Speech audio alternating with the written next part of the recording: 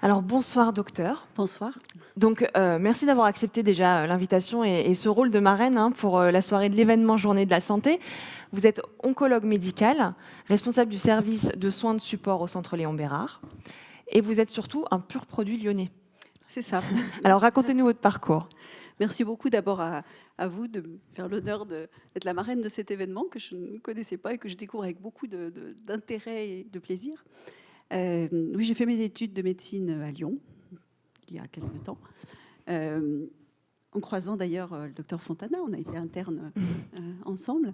C'est aussi la réunion des anciens. Voilà, c'est la réunion des anciens. Je me suis spécialisée en oncologie avec une part importante de mon internat au centre Léon Bérard que j'ai intégré tout de suite après en 98. Donc voilà, il y a 25 ans. Donc 25 ans au centre Léon Bérard, et donc spécialité pendant vos années de médecine en oncologie. Pourquoi avoir choisi cette spécialité ? Ah, ça c'est une question difficile. Parce que rapidement, je me suis aperçue que ce qui m'intéressait le plus, c'était la rencontre avec l'humain et l'humain confronté à des questions existentielles majeures. Donc voilà, c'était ça qui me portait. Et dans un centre d'innovation et d'excellence, ça m'intéressait d'aller développer aussi cette approche-là. Et au-delà de l'oncologie, je me suis très rapidement spécialisée dans la prise en charge de la douleur complexe et les soins palliatifs.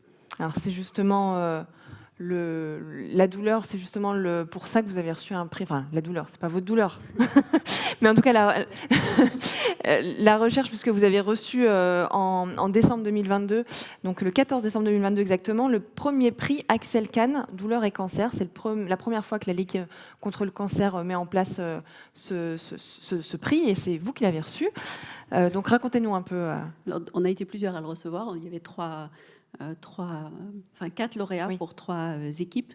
Donc Axel Kahn, tout le monde le connaît, c'était un médecin et un chercheur de très haut niveau, et ça a été le président de la Ligue nationale contre le cancer.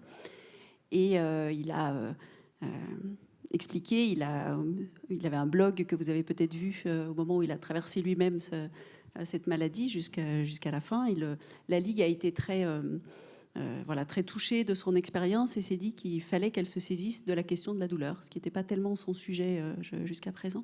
Et donc elle a créé ce prix dont la 2e édition va arriver là en décembre.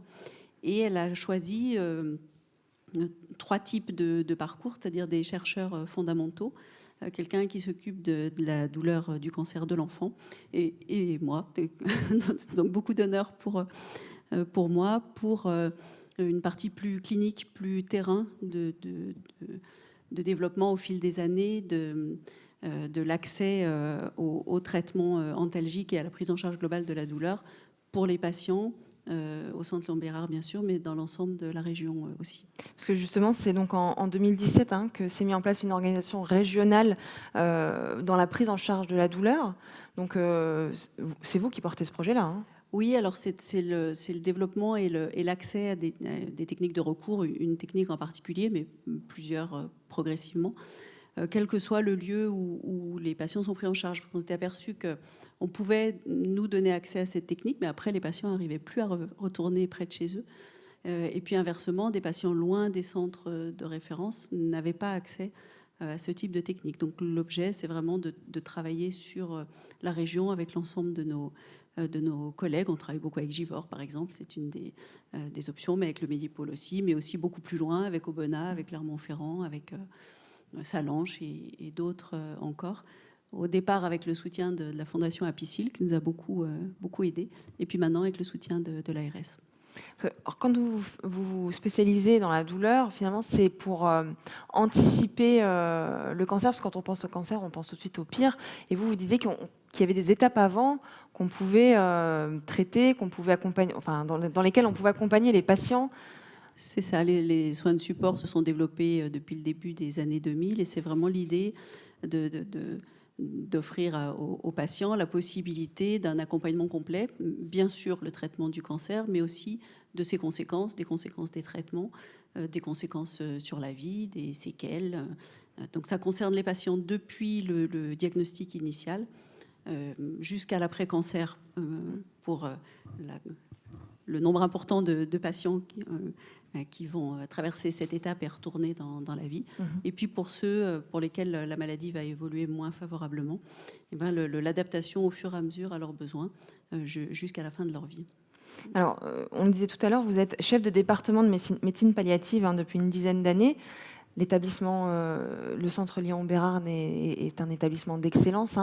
Et pourtant, vous dites que la discipline se construit. Donc, il y a toujours à apprendre, il y a toujours à faire plus. Au niveau universitaire, c'est une discipline qui n'existe pas encore. Il n'y a pas de spécialité de médecine palliative. Il y a des formations complémentaires, mais pas de spécialité. Peut-être que ça va venir. On verra ce qui va sortir du projet de stratégie décennale. En tout cas, aujourd'hui, ce n'est pas le cas. Il n'y a pas non plus de professeurs des universités. Peut-être que le premier sera nommé l'année prochaine et peut-être bien qu'il sera à Lyon. Peut-être bien que ce sera vous. Non, pas du tout. Moi, j'ai passé l'âge. J'ai passé l'âge. Non, il sera aux hospices civils. D'accord. Et je m'en réjouis parce que c'est quelqu'un de très bien. J'espère que ce sera le premier. Tant que c'est pas fait, ça, on ne sait jamais. Mais en tout cas, voilà. Moi, je suis professeur associé, donc il y a des professeurs associés depuis une dizaine d'années. Mais c'est une discipline en construction. Et donc là, vous avez reçu ce prix qui est accompagné d'une bourse. Donc, quelle est la suite finalement pour le docteur Schwetzhoff? Eh ben, j'essaye de développer avec mes collègues, de construire progressivement à la fois des stratégies cliniques pour accompagner les patients, chaque patient individuellement, trouver ce qui convient le mieux à chacun. Et puis de poursuivre. Alors, on a commencé tout doucement, mais on développe progressivement des travaux de recherche dans ces domaines-là. Le prix Axel Kahn va nous aider là à démarrer tout prochainement un projet de recherche sur l'impact cognitif des traitements qu'on utilise dans la douleur.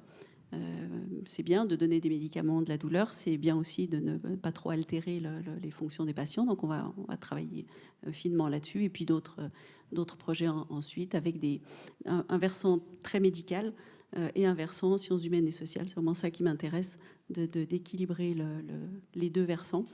De ne jamais renoncer à avancer encore sur la technique, même en phase très avancée de la maladie, si ça peut aider le patient.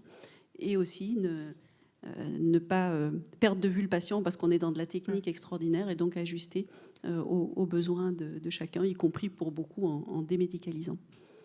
Merci beaucoup, docteur Schwetzhoff. Merci à vous. Alors, je voulais...